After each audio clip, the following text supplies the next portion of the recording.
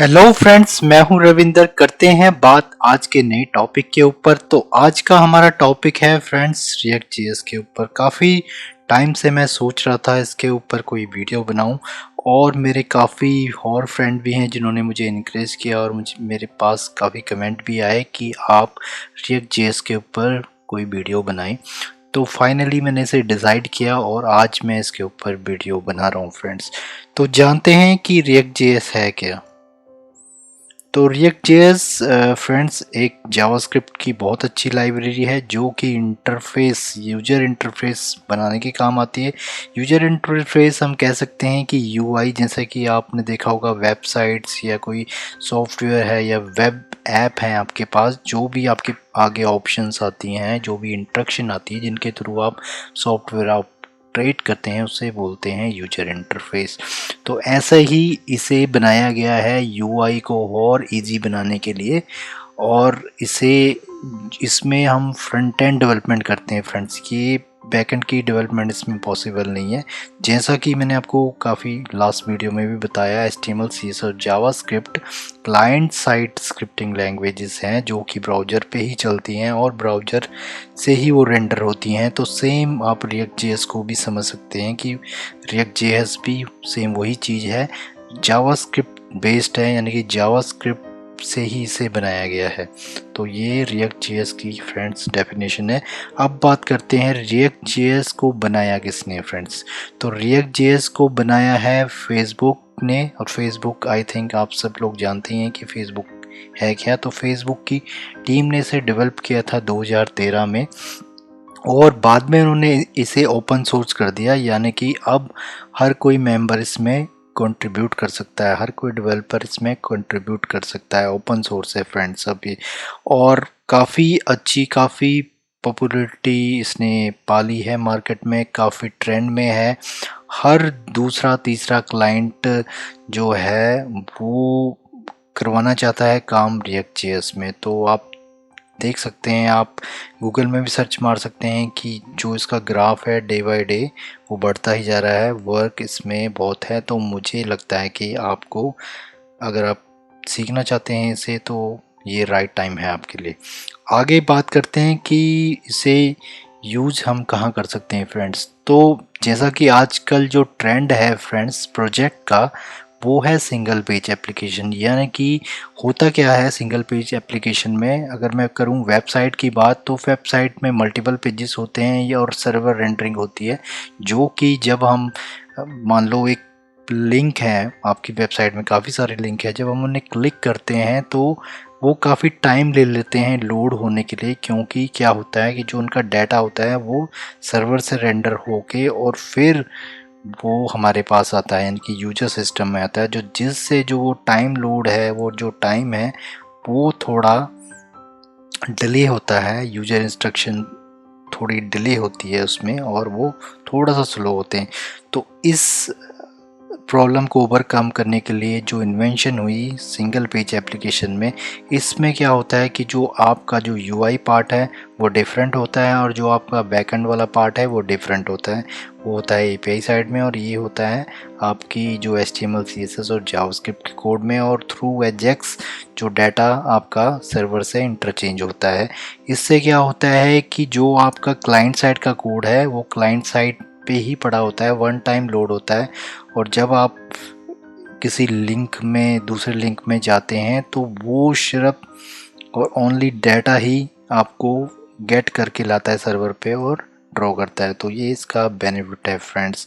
और इसमें हम वेबसाइट भी बना सकते हैं, मोबाइल ऐप पार्शली कहूँगा, फुल्ली नहीं कहूँगा, क्योंकि मोबाइल ऐप बनाने के लिए इसका एक पैकेज है, या इसकी लाइब्रेरी भी कह सकते हैं, उसका नाम है रिएक्ट नेटिव।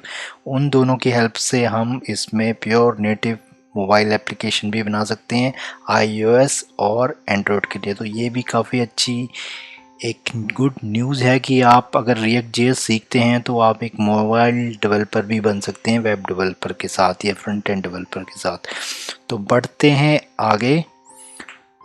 तो फ्रेंड्स आगे बात करते हैं इसके ऊपर कि क्या क्या चीज़ें हमको आनी चाहिए इसे सीखने के लिए। तो जैसा कि मैं आप हर बारी और मोस्टली मैं बोलता ही रहता हूँ कि फ्रेंड्स, अगर आपको HTML CSS और जावास्क्रिप्ट आ गई है तो काफ़ी इजी होगा आपको वेब लाइन में घुसने के लिए, IT लाइन में घुसने के लिए, क्योंकि HTML CSS और जावास्क्रिप्ट एवरीवेयर कह सकते हैं हम इस टाइम में, क्योंकि हर जगह आप जिस भी कंपनी में जाएंगे IT, तो इनकी वैकेंसी ऑलवेज ओपन रहती हैं। आप इजीली इसमें करियर बनाना चाहते हैं तो इसे सीख सकते हैं और इजीली जॉब गेट कर सकते हैं। और जो फ्रेंड्स लोग मेरे नहीं भी इस प्रोफेशन में आना चाहते हैं, नहीं करना चाहते हैं, उनका शौक़ है कोडिंग, उनका शौक़ है सीखना, तो वो भी सीख सकते हैं और कुछ क्रिएटिव बना सकते हैं, कुछ क्रिएटिव डेवलप कर सकते हैं। तो आगे बात करते हैं इसके ऊपर कि इसके बेनिफिट्स क्या हैं फ्रेंड्स।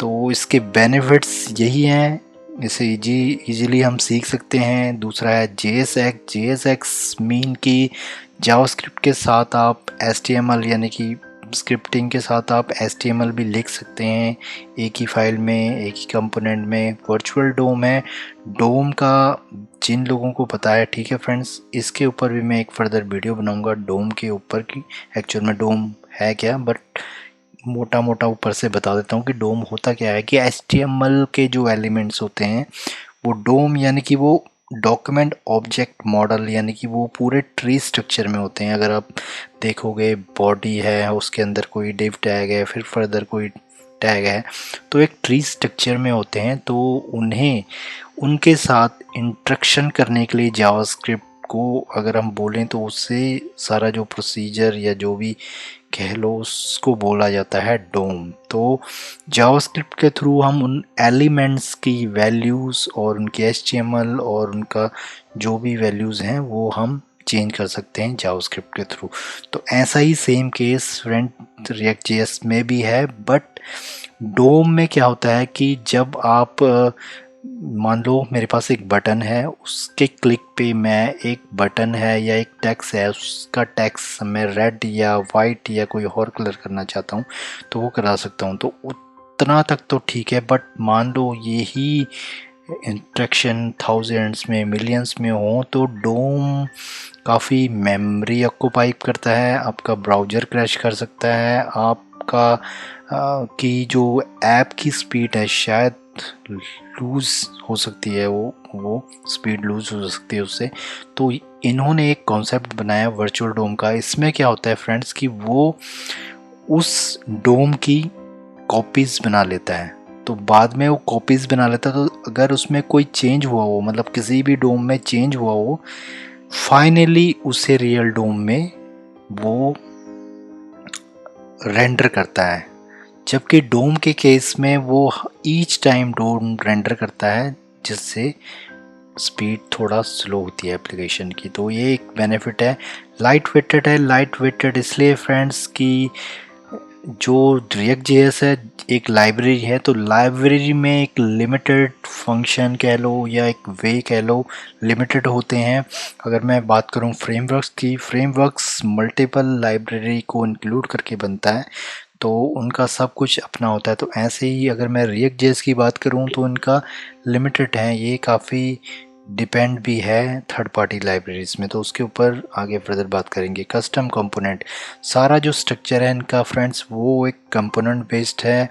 अगर मैं बात करूं, मान लो आपके पास एक छोटी सी स्क्रीन है और उसके ऊपर हेडर बार है या टॉप बार है या बीच में कंटेंट है, इवन कोई भी बटन है, उन सब को हम कंसीडर करते हैं कंपोनेंट रिएक्ट JS में, और उन्हें हम बना भी सकते हैं, तो उसे बोला जाता है कस्टम कंपोनेंट। तो कस्टम कंपोनेंट भी आप मल्टीपल क्रिएट कर सकते हैं। एक और जो अच्छा फीचर है इसमें सर्वर रेंडरिंग का, जैसा कि मैंने आपको बताया क्लाइंट साइड स्क्रिप्टिंग लैंग्वेज होती है जावास्क्रिप्ट, और जावास्क्रिप्ट की बेस्ड है रिएक्ट JS। तो ऑब्वियस बात है कि ये भी एक क्लाइंट साइड स्क्रिप्टिंग ही है या लाइब्रेरी है। तो अब इसमें जो सर्वर साइड रेंडरिंग का भी फीचर है फ्रेंड्स, तो सर्वर साइड रेंडरिंग के ऊपर भी मैं फर्दर वीडियो बनाऊंगा कि होती क्या है। अब अगर मैं थोड़ा सा आपको इंट्रो दूं तो मान लो अगर आप जावास्क्रिप्ट के कोड का व्यू सोर्स करोगे या पेज सोर्स करोगे फ्रेंड्स, तो जैसे मैंने आपको अपनी HTML वाली वीडियो में बताया कि HTML को आप व्यू सोर्स करो उस पेज का तो वो उसके टैग दिखाता है, बट जावास्क्रिप्ट के कोड में ऐसा नहीं है। जावास्क्रिप्ट के कोड में अगर आप व्यू सोर्स करते हो तो कोड कुछ और होता है और रेंडर जो होता है एक्चुअल में, क्योंकि जावास्क्रिप्ट रन टाइम में परफॉर्म होती है, जब वो एग्जीक्यूट हो जाती है उसके बाद वो अपना जो एक्चुअल आउटपुट है वो दिखाती है, तो वो आपको व्यू सोर्स में कभी नहीं आता। तो इसके ऊपर मैं फर्दर वीडियो बनाऊंगा, उसमें आपको क्लैरिटी दूंगा कि सर्वर रेंडरिंग होती क्या है। आगे जानते हैं ड्रॉबैक या लिमिटेशन कह लो या जो लॉसेस कह लो रिएक्ट जेएस के। तो फ्रेंड्स इसका जो लॉसेस जो मैंने लिखा हुआ है ड्रॉबैक, वो यही है JSX। अब आप सोच रहे होंगे कि बेनिफिट में भी मैंने JSX लिख दिया और ड्रॉबैक में मैंने JSX लिख दिया। तो फ्रेंड जो बेनिफिट में मैंने JSX लिखा उसका मतलब ये था कि हमारे पास एक फ़ाइल है, उसी में हम जावास्क्रिप्ट भी HTML के अंदर ही लिख सकते हैं, तो ये बेनिफिट है।